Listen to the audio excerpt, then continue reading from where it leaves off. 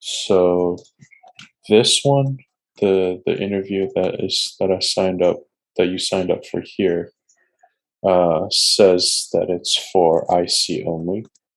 Okay. IC is individual contributor. So if you write code more than you manage folks, this would be for that. So you think this potential role is for managing people?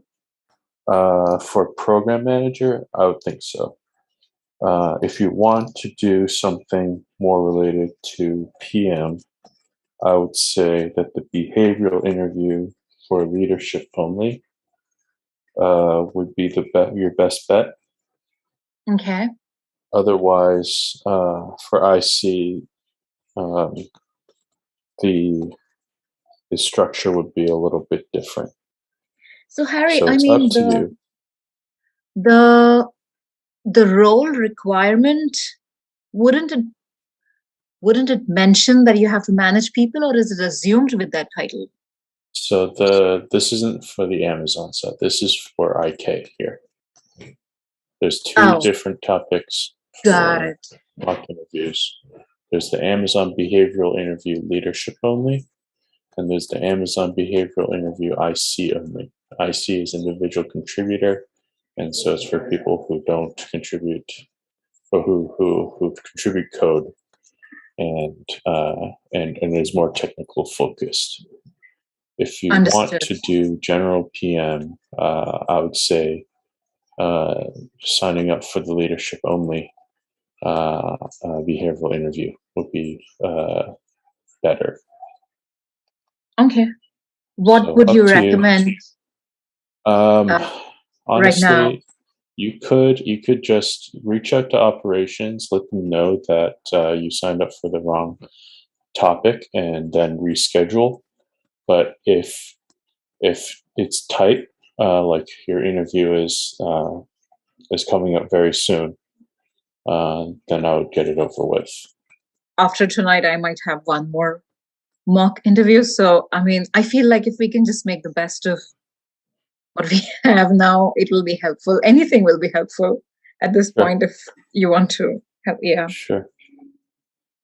Okay, well, I have this time booked with you, so perfectly happy with doing an interview.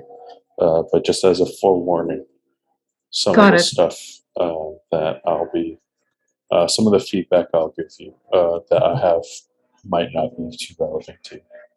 Okay. Understood. All right, Hmm. cool. So, is this on the 6th? Is this going to be a mock, or will this be the first phone screen, or will this be a final round? It'll be the first phone screen. Okay, and they're just going to ask behavioral questions. Yes. Okay. Did the recruiter mention what sort of things they would be asking, like as an example? Yes. The recruiter essentially said it is going to be 1 hour phone screen with a team member and pretty much around the leadership principles, is what she said. She Okay. said it's going to be around leadership principle, give your answer in the star format, have a good answer for why Amazon, and that's it. Okay. Did they mention the role of the team member who would be calling you? Actually, they did not. Should I? Mm, Yeah. Is okay. should I reach out to her and just get an idea? I might ask, Okay. um, Okay. just so that you have a good understanding of what kind of questions they might ask you. Can I ask her and tell me if this is a good idea? Like what would be the preferred leadership principles they might focus on this call? Like, can I ask that kind of question? I don't see why not. Okay. Okay. I will. And some leadership principles, right? They don't really necessarily correlate to the role of program manager that well. Okay. So I wouldn't sweat. I wouldn't sweat. I don't think there'd be any harm in them. Uh, Okay. just uh, getting a better sense of what kind of questions you'll be asked Okay. and what kind of leadership principles they'll emphasize on. Have you looked into the leadership principles? I have. Okay. And have you written down some examples of STAR in the STAR format? Yes, I have.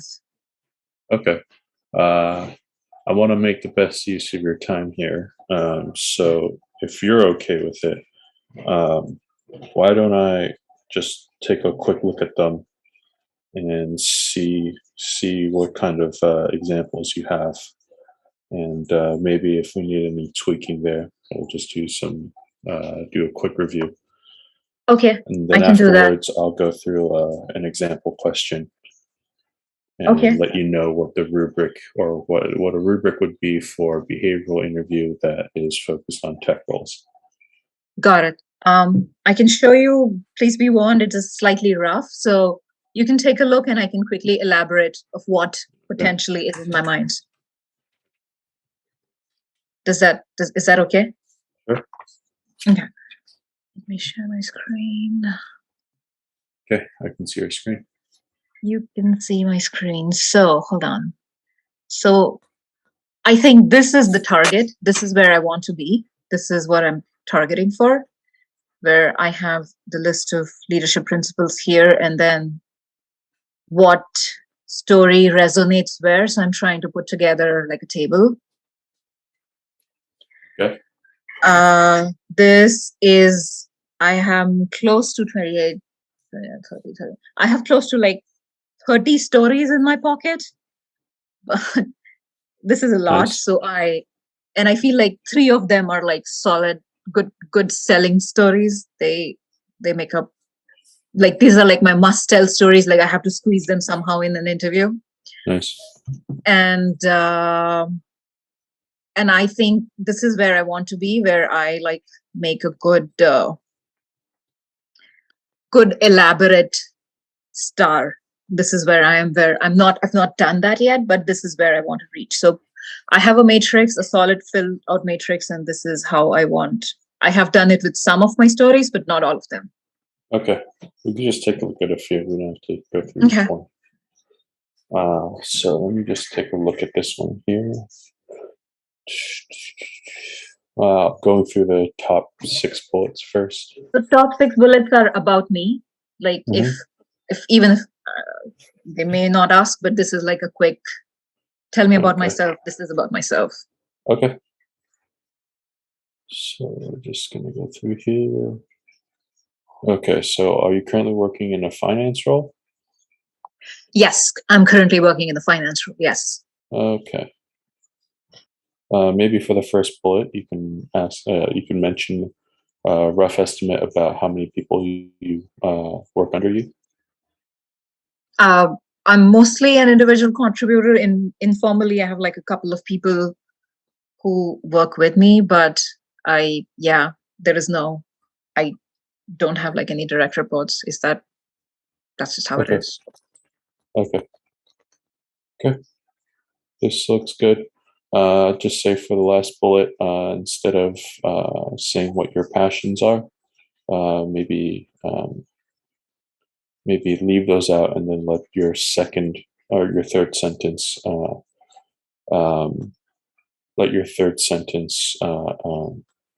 convey that idea. Okay, got it. Because this already it would be a little redundant to have both what you want, like working on, what you're very passionate about, and then have the rest describe what you're saying. Just say that you like working on strategy, and then do the second sentence. Okay. And yeah, that's about it. This looks good. And so now I'm just going to look at the first question. Tell me about a time you had to deliver on a tight deadline. Okay, so since they're going over leadership principles, I would first identify which leadership principle this question is suggesting. Would this be deliver results? This definitely involves a result to deliver. Okay. Is there any other leadership principle? Vice for Yep. action.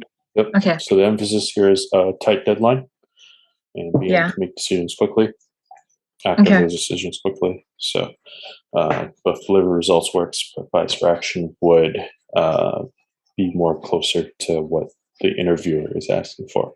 At the end of the day, the interviewer will take notes on what you have to say. So if they're asking for one thing and you're giving them another thing, they won't be able to find as much data to collect than they would want to. Okay. So you think it's vice for more for action vice? Okay. is definitely good. You don't have to identify it during the interview, Got it. verbally, but just keep that in the back of your head as you're doing as you're answering the question. Okay. Okay, so just gonna go through the situation here. At a bank, this is JP Morgan. Yes. Okay, Hurricane Harvey response team at the crisis hit and measure points because the impacted zip codes understand the risk associated with within 24 hours. Solution pressures.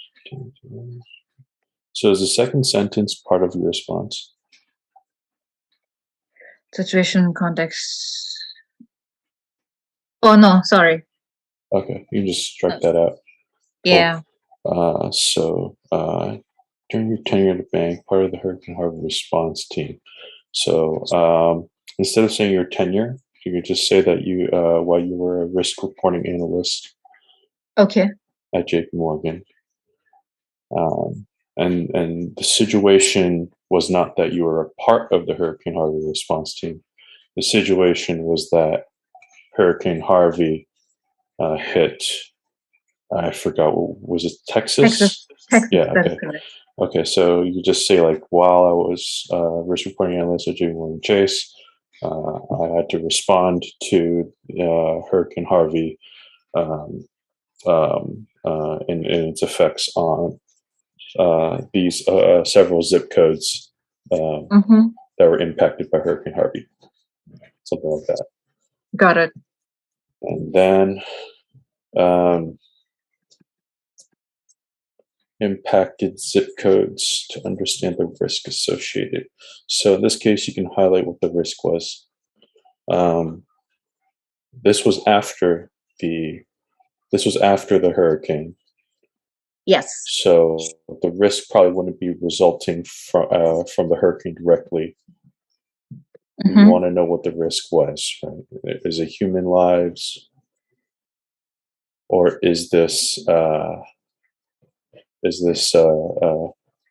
I'm not familiar with finance. By risk report, correct. What are you reporting on? So I specifically worked in the line of business that provided loans to small businesses. Okay. So the risk for the bank was A, how many new applications belong to this area? B, how many existing loans that are here that belong to this area? As well as number 3 was how much real estate collateral belongs to this area, to see if that real estate collateral actually exists or not. That will give us an idea of what dollar amount are we looking at, how many people, how many impacted people are we looking at, and then what kind of aid and help are they going to need. Okay, so what you need to do is so let's say someone had a loan, like a commercial loan for a mall in a zip code that was impacted by Hurricane Harvey. Yes. Do you work with the loan forgiveness? Yes. So their loan payments were delayed by 3 months, 4 months, or whatever time they needed, so that they do not stress about the loan payments. Also, additional loans were approved for these businesses. So in case they need any immediate funding, the bank was able to provide that to our customer. and I it see. also offered loans to close to 130 homeowners who needed um, basically funding to start a new life or fix their existing residential situation. I see. Okay. So it's both existing loan forgiveness and then also New extending loans. them new Yeah. loans. Okay. And you want to analyze what the risk was, like what the impact to the bank is as a result of doing this.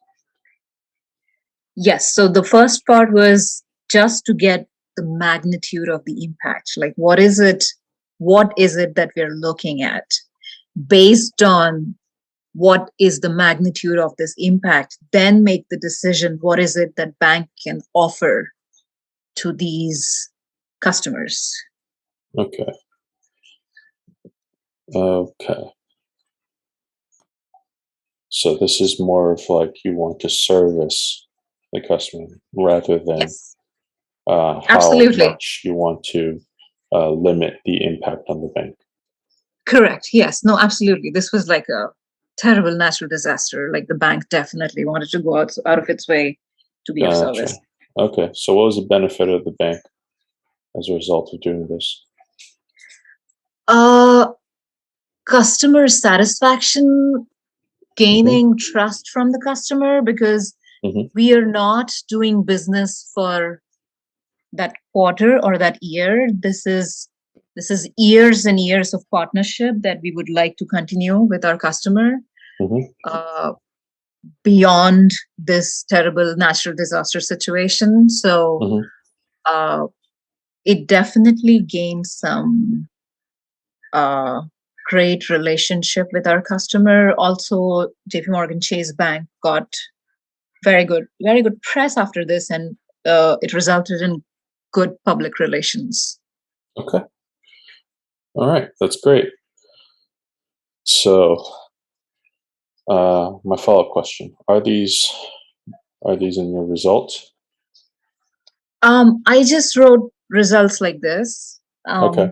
The That data is good. Okay. okay, Love seeing data. Definitely good to keep that in. I would highlight the dollar values, the number of customers, and also the time extension of grace period. All that's fine, but we need to know what this resulted in. Like what okay, was the end result here? And it's user trust, um, customer satisfaction, customer obsession, um, good press. So all hmm those are those are like the driving home parts, right? got it. Um, Okay, so right now it's like if for a golf analogy, right? You had a good swing, the ball arced, but it needs to land in the hole. That's got all it. you got to Okay, do. Have okay, that last part, detail that out, and make sure that it is directly handed to the interviewer. Okay, okay. so uh, that's for results. Very much like it. The action here, zip code utilize, origination, what stages, the collaterals, exposure industries. Okay, this is fine. It's just a whole slew of what you did. I would say I would start off by saying that you had to break down the problem Okay. because you were given an obscure task, saying that you hmm had to produce risk analysis reports for several impacted zip codes. Right, a zip code is not a person; it's not a business. It's just a plot of land on a map. So just say like how you wanted to break it down and what your thought process was there. Okay. Then another thing is if you collaborated with other people, if let's say you need to reach out to other people, maybe people from your team, people from different departments, let me know what you did. Another thing is if there were any bumps along the process, like what kind of challenges you ran into in the middle as you were acting upon your task. Um, What were the challenges and how did you overcome them? Got it. So as far as collaboration with other departments, I think the number one collaboration was with the sales team, because they were Okay. the one who were sort of giving us the live data of Okay. the zip codes. The other challenge was it was sort of a pressure situation because the turnaround time was very slim, which is Yes. understandable because they wanted to make quick decisions within the time frame of a day.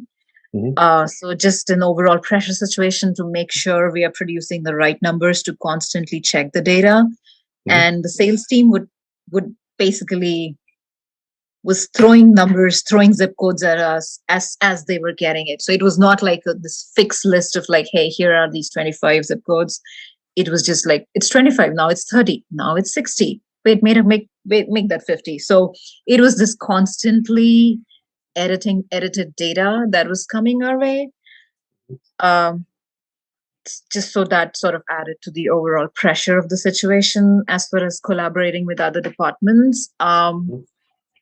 I collaborated. So I was specifically representing the data for small businesses, but then I was also collaborating with a credit card team and home loan team because Hmm. we wanted to put together like a comprehensive deck, which will just all in one provide one stop information for the senior leadership. So they don't have to Hmm. go every other places to get the same information with other line of businesses. So to make sure we are in collaboration with them and the results. So no, one party is not waiting for the other party. We were constantly updating each other as to at what stage of the process we are at, so we can together and quickly turn this around and present it to the senior leadership. So okay, Just be sure to write all that down. yes. What the challenges were, who you collaborated with, and what it was specifically that you did. Hmm. They want to see definitely that I'd say like for among all tasks, all roles, um, being able to analyze and being able to break down your problem into smaller problems is something that they really want to see, something that is they enjoy talking about. Okay. Okay, so now let's go to task. Response time 24 hours.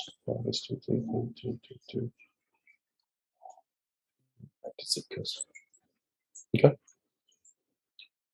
task looks fine. Hmm. And I'd say for situation also include who your users are. Okay. So in this case, it wasn't just the people that live in the zip codes and where Hurricane Harvey hit. This is Hmm. also like the businesses that were there. Got it. Okay. Do I also mention the internal users?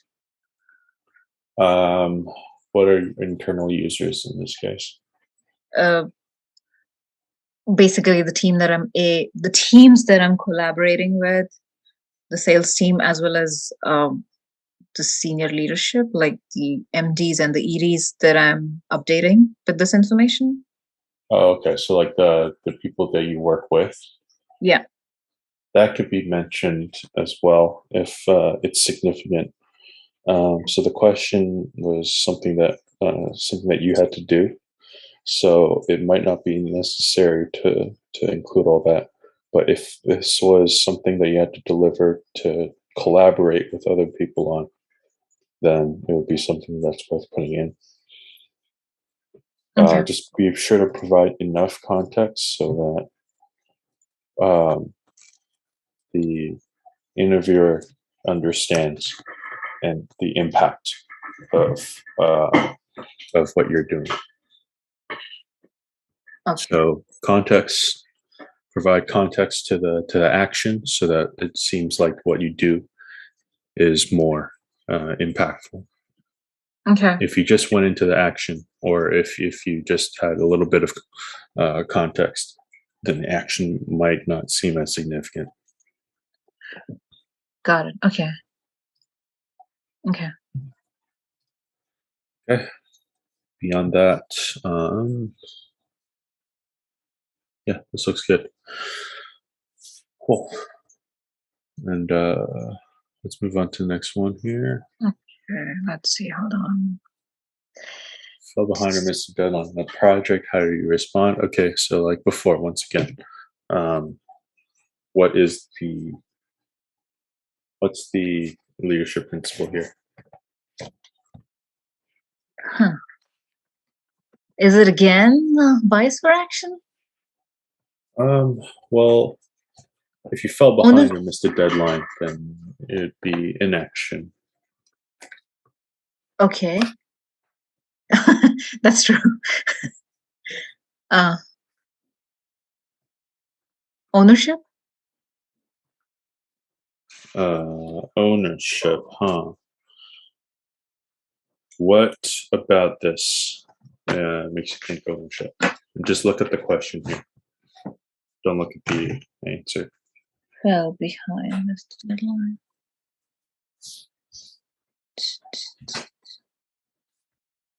All right, a lot. Not too sure about all right a lot. Because when you're all right a lot, it'd be something about like having good judgment skills. And or having a lot of subject matter expertise. Okay. So what we want here is earn trust, and it's a little difficult here for this kind of question, but because this doesn't directly correlate with a leadership principle. Like if I just asked you, hey, can I trust you? Right? Dipali, can I trust you? What would your answer be? Yeah, you would definitely say yes, right? Unless you're crazy. Right. So I can't, for earn trust, if I'm going to ask you if you earn trust or not, I can't directly ask you. For bias for action, I could tell you like, hey, tell me something that you delivered on a tight deadline with, which is something that you've biased for action on. But for trust, for something where it's more about the person to person relationship, you can fib that. You can just say that you can trust me. Just trust me. They can't. It's not a really good question to ask. In this case, they want to ask you this kind of question, make you uncomfortable, so that they can ping you on how honest you are and how candid you can speak on yourself or others. And Amazon people like this a lot because they know that if they can get you to speak honestly, then you can communicate well with your peers.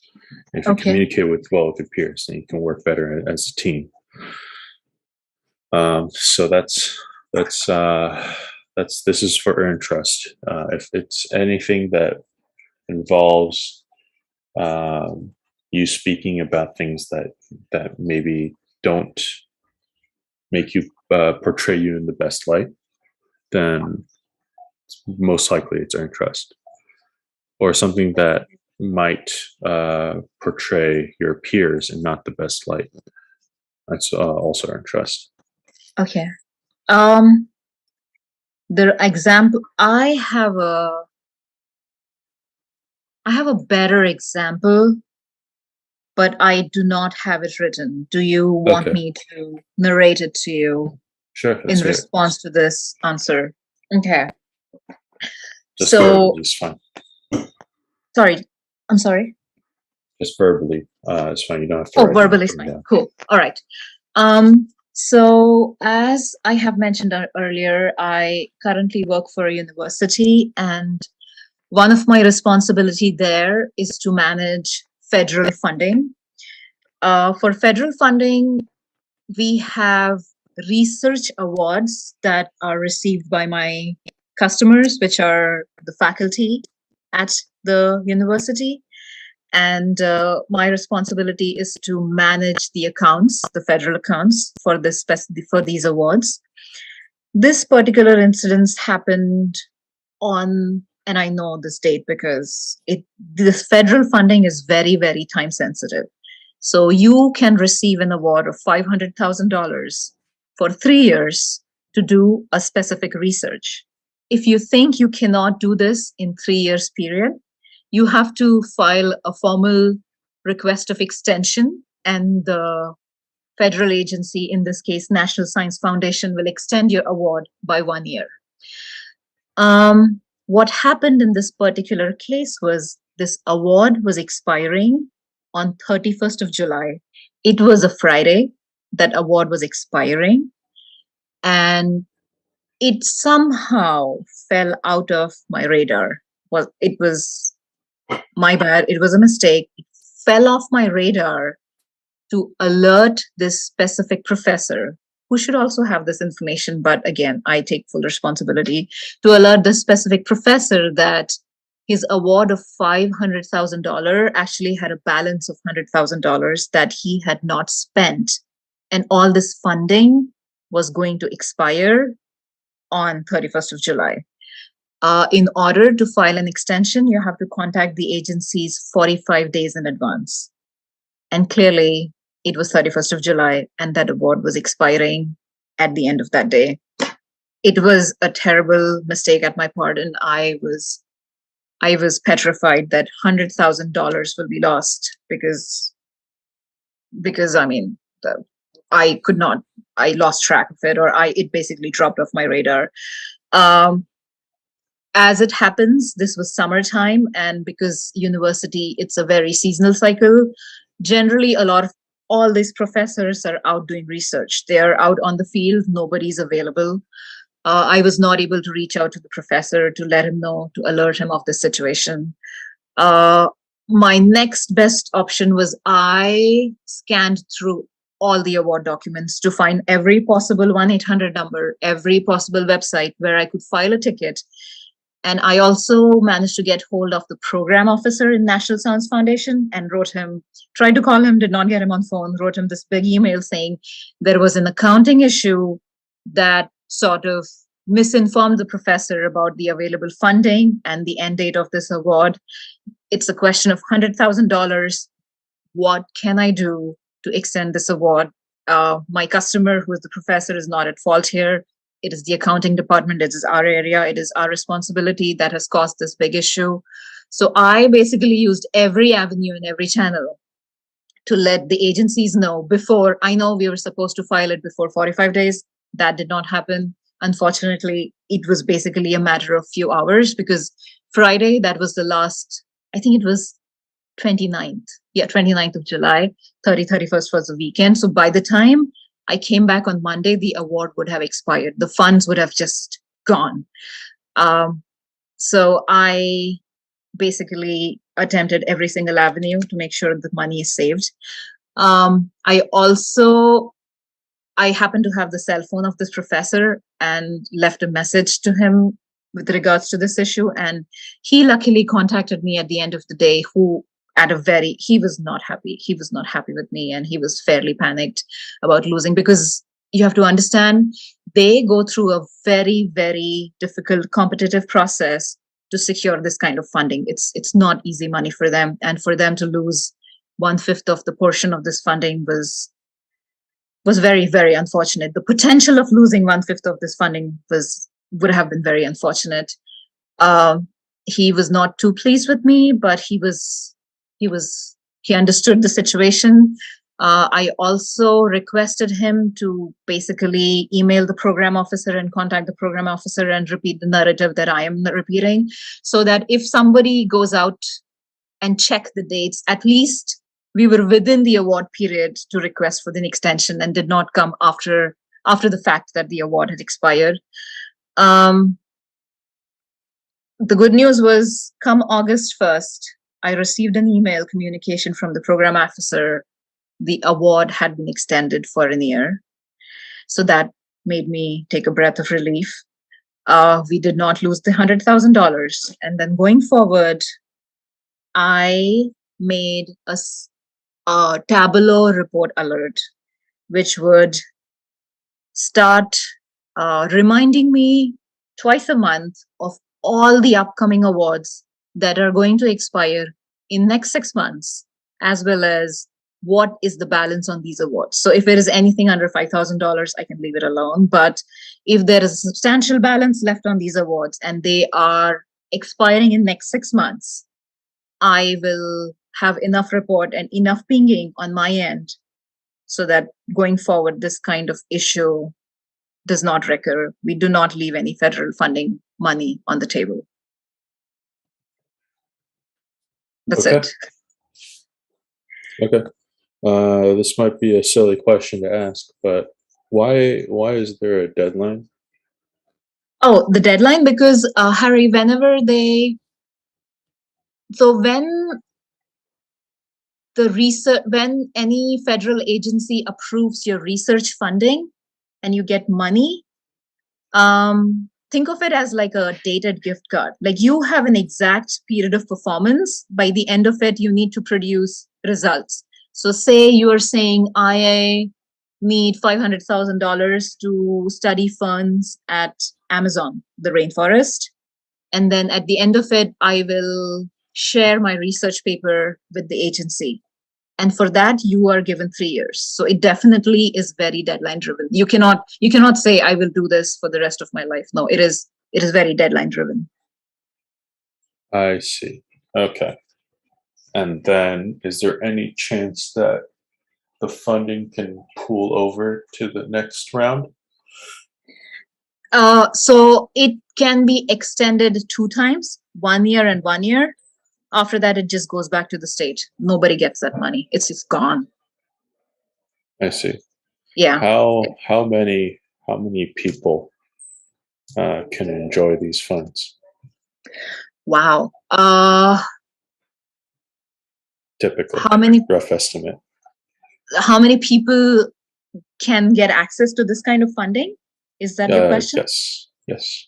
I want to say out of thousands of applications, I would say there is like a 2 to 3% rate of success with federal funding awards. It is very, very slim. It's a very, very aggressively competitive program. Among the applicants? Okay. Yeah. How many people get the fund though? So it depends. So there is like it is very deeply categorized. So what discipline are you coming from? So say you are coming from botany, so you come in a pool. Now within botany, what do you represent? Are you coming from a private institution? Are you coming from a public institution? What region of the country you're coming from? So that they make sure the funding is distributed evenly among the various geographies in the country, and also among the variety of institutions among the country. So, and between that, in this specific case, and then you have to qualify enough to have a unique subject of research. If this has been done before, you don't even qualify to run the race. You have to come up with a unique subject. So I want to say again, like I want to say probably close to, if you want to get a ballpark, say 500 people must have applied for this kind of funding, and perhaps like 10 people got it. Okay. Wow. Yeah, it's definitely good to know. And this is for a single college campus or single university, right? This is a small private college campus, yes. If it's a bigger university, it's much more aggressive. Gotcha. Okay. Yeah, yeah, it's good to know that the value changes depending on which university or which size of your scale of university in terms of size. Um, I think those are good things to note, and those are also things that the interviewer may note as well. Um, it's like the amount of people who might have been impacted. In this case, up to 10 people, not too bad. But for each person, it would mean like they're having to fund their project Mhm. or losing the funding for their project, which would put a dent into maybe their research or so whatever field of study they're doing. Um, yeah, maybe this would definitely work for earned trust. Um, and it's good to claim ownership and take responsibility for this, as Mhm. well as building measures to avoid this from happening again. You could also add that since then, there have been no such related incidents. And let's say, I'm guessing you aren't the only person that works on that worked on the financial student aid or student. Forgot the correct. I The don't know the research, correct yeah, terminology. the fun.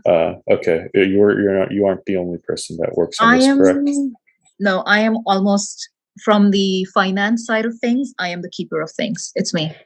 Okay, it's just you. It's just me. And that was your previous role. No, this is my current role. It is This my is your current current role. role. But I mean, I Gotcha. don't want to say it. The professor is equally responsible for his funds. But again, I could have stopped it from happening. So I think I'd rather, Okay. yeah, I want to show my responsibility. Okay. Okay. That's Yeah. good. And then if you say like, I'm guessing since you're here that you're seeking a different position, you could say like currently, I made sure to leave this as a high alert item for the next person who will assume my role after I leave, Yeah. or something like that. It's just good to note. Yeah. It shows that you still care about whatever you're working on, even as you're about to leave, and Okay. that this is a lesson that you really have ingested as like a core learning experience. Mm-hmm.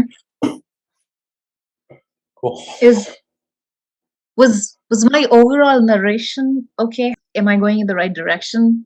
Yep, I definitely noticed that you added additional context.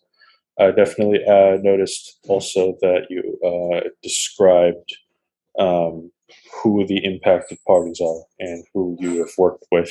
So, like the professor, the amount of funding data wise, the time limit that was imposed. Um, those are good to have, and definitely it was descriptive in that regard. I only Okay. had two questions to ask you, which is a good thing because it meant that everything else was pretty fairly described in the detail that I can understand the full scope, or to my full knowledge, the Okay. full scope um, of what your anecdotal evidence is. My examples do not belong to like the usual examples from a tech company. Is that good or bad or just okay? There's nothing wrong with that. Okay. I very much would prefer to have experience outside of tech because after a while, um, things that things get so integrated that people who are in tech sort of lose track of the bigger picture and need some additional uh, data from the outside to recontextualize themselves and leave themselves up to date. I think there's this talk, there's this thought process here. It's like inner thoughts versus outer thoughts, Uh-huh. or inner ideas versus outer ideas. Um, Yeah, and definitely for PM roles, leadership roles, having outside knowledge would actually be an advantage. Got it. Okay. Oh, what else? Yeah, this was if you want to continue Sure, looking at this document or sure. Um, how do you negotiate scope/requirements across teams? It's fairly open-ended here. This is a good question, and in the idea that you can dissect this problem and sort of discuss it a little bit more so that you can get a better sense of what they're asking. okay. So basically in turn ask the interviewer this question Like if you say like how you negotiate scope or such requirements across teams, you could say, is this for my current position or is this for a specific position you had in mind? Then for scope/requirements, you'd say, is this for delivering a new feature? Is this for um, um, is this for internally cleaning up, resolving debt? This is all for like tech stuff. I'm not sure how scope/requirements will work for in the world of finance here. Another thing would be um, uh, the term negotiate, right? Is this something that requires cost in terms of developer effort? Is this a negotiation in terms of responsibility? Is of a product? Is this negotiation in terms of what sort of customer uh, features you're willing to include/disinclude? Um, this is a very open-ended question, and I would definitely want to ping the interviewer in a sense of understanding um, what would be a good way to answer this. okay. Um okay. I also I think I have a good answer on negotiation and scope requirement across team. Um, I have one written here, or I could narrate one to you. I can. I'm fine for either. Um, before we do that, can you think of a couple leadership principles? Oh, here. Okay. Um, I think when it comes to negotiation, there are two things like trust and frugality. How frugality? Because, well, yeah, hold on. How frugality? Because you don't, you want to spend less resources. And someone is not happy if there is a lack of resources, means there is something is giving. So is it more efforts? Am I negotiating in exchange of resources? Do you spend more efforts? Mm-hmm. So it's yeah. Okay, that works. But if it's hard, but my concern for that is you painting yourself in a corner here, because now you have to filter your examples to instances in which you saved costs, right? And you negotiate the side of decreasing your scope. However, let's say you wanted to design a feature and you really wanted that customer satisfaction credit. In that case, maybe if you wanted more features, and you were and you were having to negotiate against an opposing party who Yeah. wanted to limit the feature scope, then that would be insist on high standards. So, well, I think my example is such where I am not downgrading on features, and it's sort of, I feel like it's a win with the negotiation. I think that's where I'm going with it. It's a completely different, yeah, Okay. it's a different example. Okay. So And this would be a win for who? for my customer. For your customer. Okay. Then this could be customer obsession. Oh, okay. I see what you're saying. This is a multi-tiered sort of question, because there's a lot of different ways that you can approach this. Okay. So best case would be to just pick one and go with it. Harry, how important do you think is when they ask me the question, do I go down like a mental list of leadership principles, or do I just roll with the answer that I think fits the best? Pick the answer or go with the leadership principle.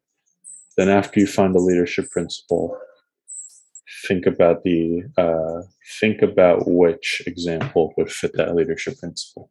Got it. Okay. So leadership principle first. Go with that first. Yes. Okay. Okay.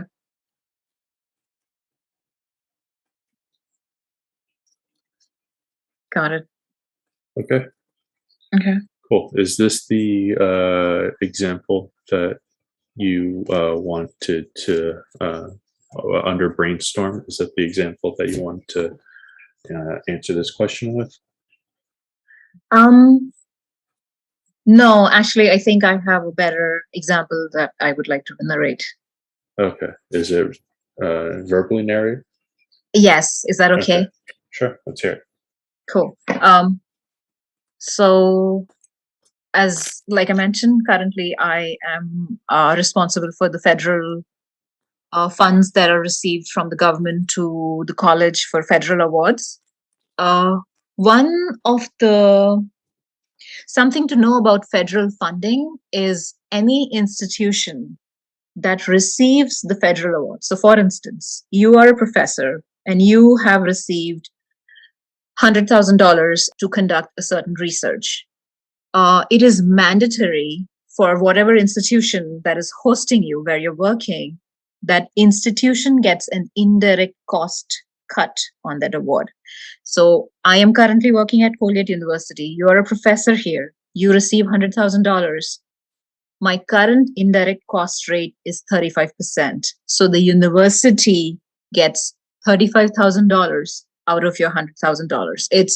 It is not something that the university or the college is forcing. It is a federal rule where whoever is your host gets that specific indirect cost percentage. The indirect cost rate especially is negotiated with the federal funding agency. Our last indirect cost rate was negotiated at 35%. It was up for renewal in the year 2022. The way indirect cost rate is negotiated is we basically hire a consultant who looks at your entire expenses for the previous fiscal year, see how you're spending money with federal awards, and then recommends an ideal indirect cost rate to the university so you don't lose money. And when I say you don't lose money, the purpose of indirect cost is you're a professor doing research on the campus, you're using electricity, you're using the lab, you're using resources that exist on this campus. And it's sort of university's way of charging you to conduct this research. Again, it is not our idea. It is a federal rule that has been formed that any federal award, indirect cost is part of that federal award. So when the negotiations started happening for the year 2022, and then this indirect cost is valid for next 5 years, the consultant came back with the recommendation that you should have an indirect cost rate of 47%. That is a huge jump from 35% to 47%. Now, if you are a professor and you go through this entire difficult competitive process of acquiring an award for, let's for simplicity's sake, say $100,000, you have to understand the university will take $47,000 from you, which originally, according to the old rate, it was charging you $35,000.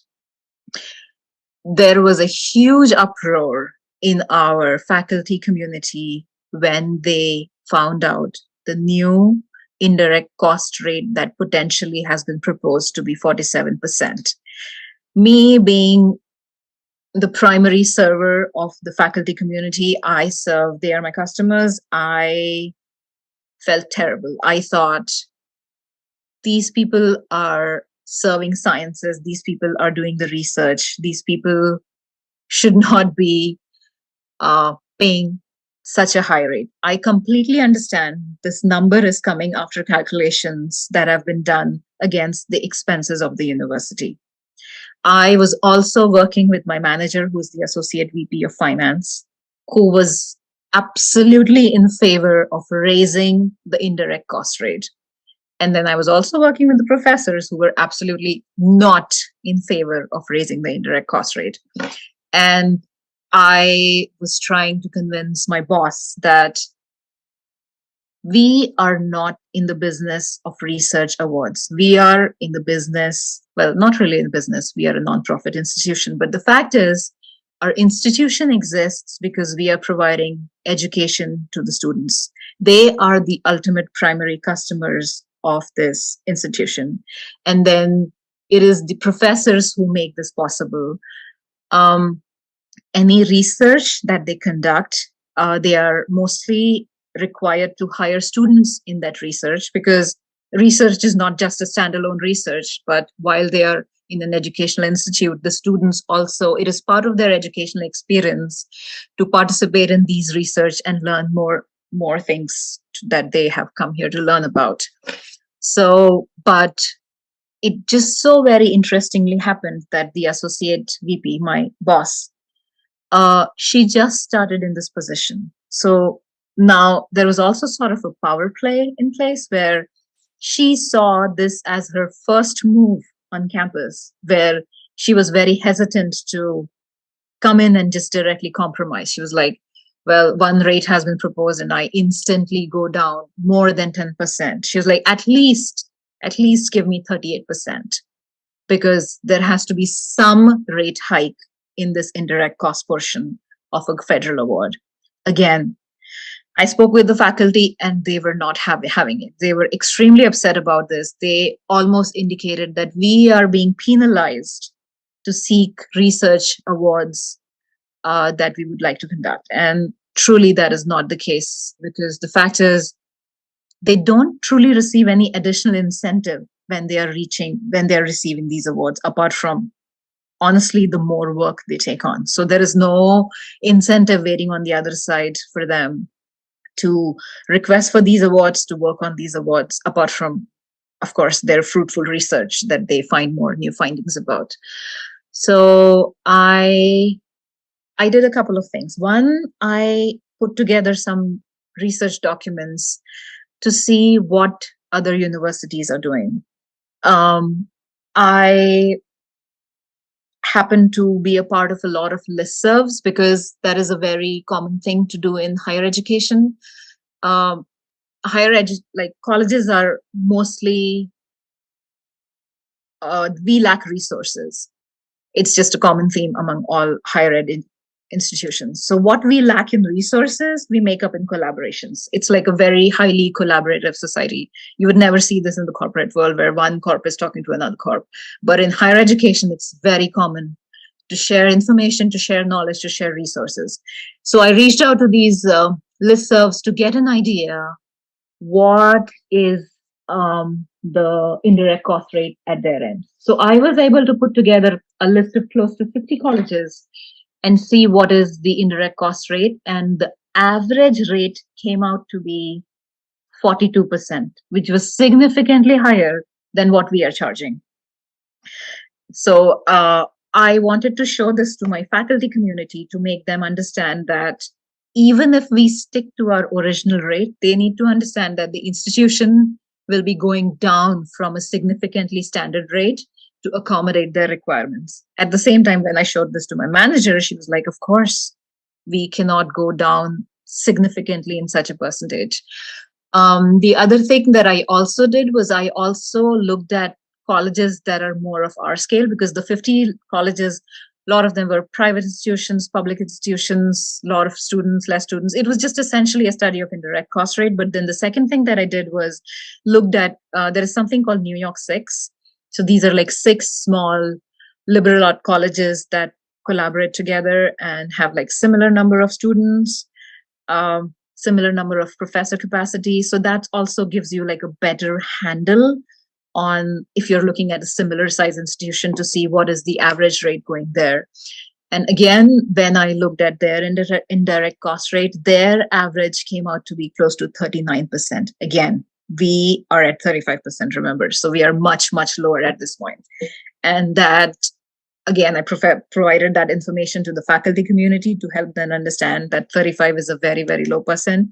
Of course, I am in their favor. I'm on their side because I serve them directly. But then I show this to my manager, who is, again, not very happy because she's like, this is a difficult negotiation. I am not willing to compromise. The third thing that I came up with is, so this 35% indirect rate that we charge, out of this 35%, so say $35,000 comes as an indirect cost in a $100,000 award, 30% out of that portion is kicked back in the research fund. And the remaining 70% goes to universities' funding, like university pot of money, which we, of course, use it around the university. So the fact is, out of that 35%, 30% is kicked back into more research, is what we were doing until now. So the third proposal that I presented to my manager was, instead of kicking back 30% back in the university research pot, what we can do is we can only kick 20%. So you still get a rate hike internally without raising the 35% that indirect rate that the faculty is currently being charged. So you still get more money, which is coming to your unrestricted fund, which is essentially the university pot of money, but then less money will be contributed towards the research pot, and somebody has to be okay with it. So I also negotiated with the dean of faculty, which is sort of like the head of faculty, and I tried to say, well, we will not raise the indirect cost rate, but then the kickback that you receive from the indirect cost will go down, and they were okay with it. So we finally came to a consensus where the indirect cost rate remained the same, but then at the same time, we started getting a bigger share of this indirect cost rate. And then I think the faculty was happy, my manager was happy, and we were able to negotiate this new indirect cost with the federal government. And at least for the next 5 years, there is peace on campus with this indirect cost rate. I don't know what will happen after that. That's it. Okay. That's a very interesting story. Yeah. And it really gains a lot of insight into the academic world and how different things are. Yeah. Thanks for sharing that. It's like a really interesting thing to note about, and it also very much highlights the main address, which is, like put the customer first, put the consumer first. Well, in this case here, you identify who your customer is and the steps needed in order to get there. which is good. It's you said before, like, you're not a for-profit college. Everything you do must be in the benefit of the student. Um, um, and that definitely highlights the customer obsession part, and it Mm-hmm. shows your like philosophical viewpoint as well, right? Your emphasis on education, stuff like that. That's very good. You're working with at Amazon or a big tech company. You're working with people who have some degree of education there, so it's definitely a good thing to emphasize on, and I would be sure to emphasize that as much as I can. Okay. Um, One other thing is probably in the case of the increase in rate, um, um, the severity of the outcome needs additional reinforcement, Okay. and then also um, um, probably the a little bit more emphasis on chain of command here. Like, what is something that you are responsible for that you cannot manage, what is something that you manage? What is something that you're responsible for? And what are some things that you just can't touch, regardless of how things are? Got it. So, um, and who is responsible for touching what, right? Because it sounds like, if you were allowed to just reset rates down to 35%, then you would have much more of an enjoyable experience. And then another thing that the interviewer may ask is, another thing the interviewer might ask here would be, uh, would be. I just lost my train of thought for a second. Um,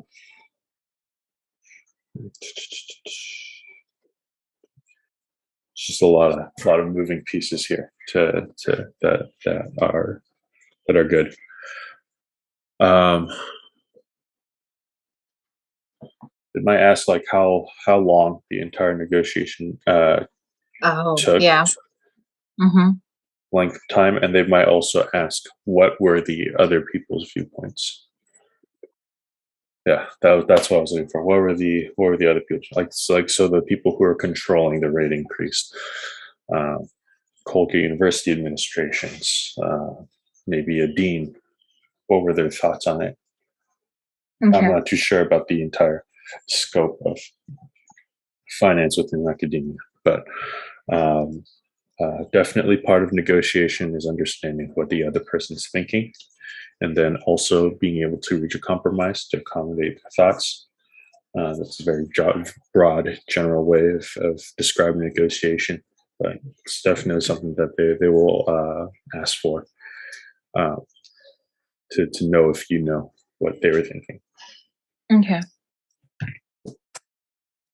So that's all from me. Um, Cool. Closing remark here would be, the interviewer has a couple of things that they would write down. And just so you know, like, the people who are interviewing you, they're not professional interviewers. They're people that work at Amazon, that also take up the responsibility of expanding their headcount as well. Um, so that being said, they have other things to do in their life, besides listening to people's interviews and then making sure that the people they hire are up to par.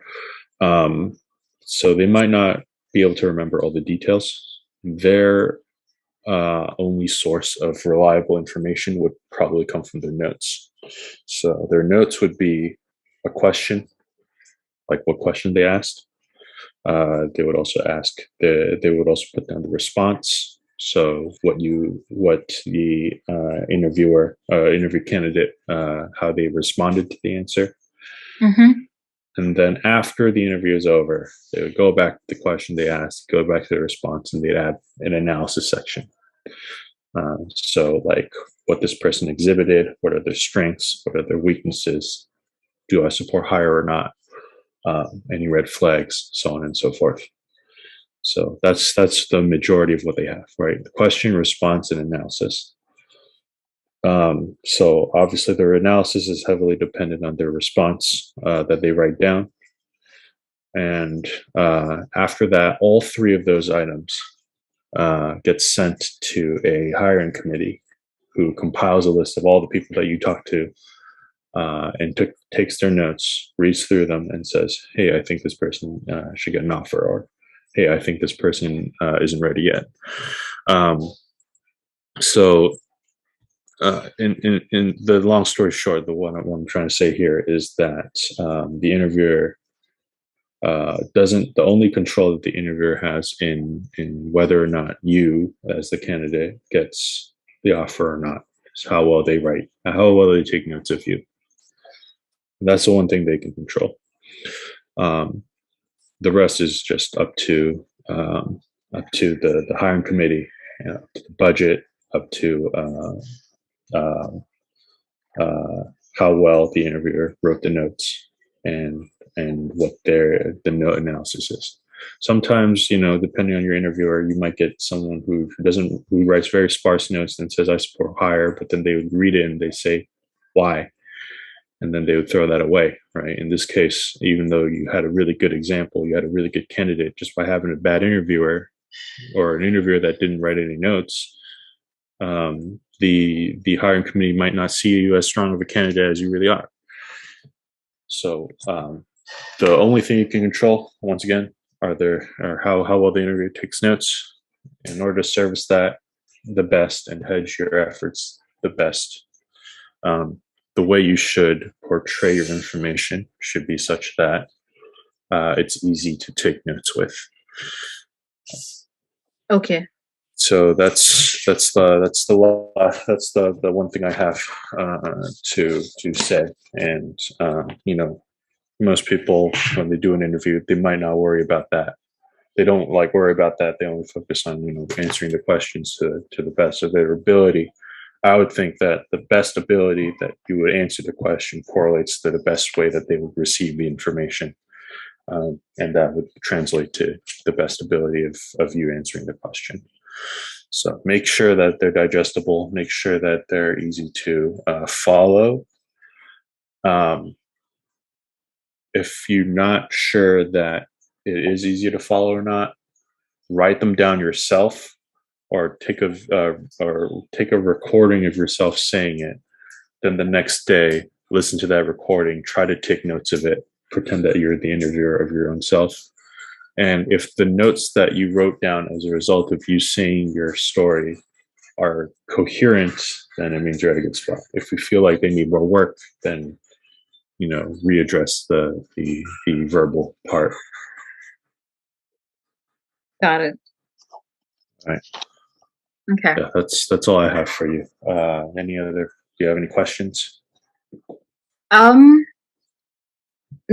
No, I don't have any questions. The only thing is, I understand I have booked a wrong interview. Should I? So I have to do like a leadership interview for Amazon. Is that what I should do? For a program manager, yes. Leadership. Okay. Yes. For a technical program manager, IC is also probably okay, but for a program manager, definitely. It's a leadership position. I would at least do a leadership only, just so that you have a better sense of what they would ask specifically. I personally have not interviewed anyone for a leadership position, so the stuff I get might be a little bit too general or a little too biased towards tech. Okay, I will do that. Do you think I'm on the right track, Harry? You think I will be all right? Like, I'll be presentable? I don't know. I think you have good examples. Examples are definitely good. it's just a few minor tweaks in terms of your written examples here. I'd say just remember to think about leadership principles, and because that's what they will focus on. So there's no point in you not deviating from that, and just establish more focus. Make your notes more concise. More concise. Sounds good. Okay, I can do that. All right. Well, I appreciate you taking time and talking to me. Thank you very much. Yeah, no problem. Happy to help.